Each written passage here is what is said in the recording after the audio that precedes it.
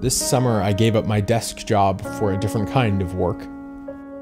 We moved to a farm, and I spend a good deal of time in the woods. Instead of using a desk, I now use a tractor.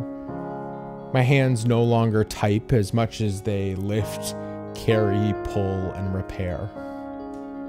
I now use work gloves, winches, and lumber mills, much more than my computer or phone.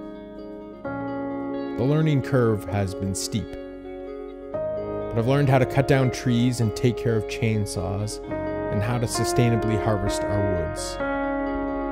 I've had a few close calls, but every day I learn a little more, become a little more efficient, and appreciate this new life even more.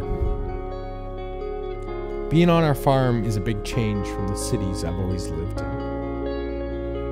Milling our own lumber, for example, is a very different task from going to the building supply store. When we take down a tree, we select it carefully.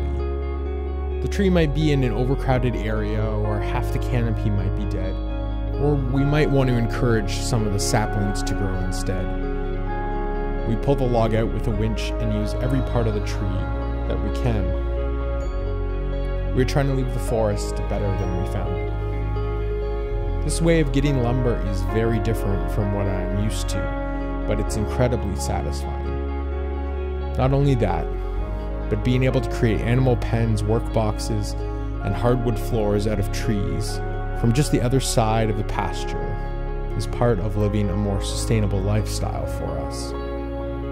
Because of the exhilaration, the sustainability, and the satisfaction of this life outdoors, I hope that felling, sawing, and milling will be part of my life for as long as I'm able.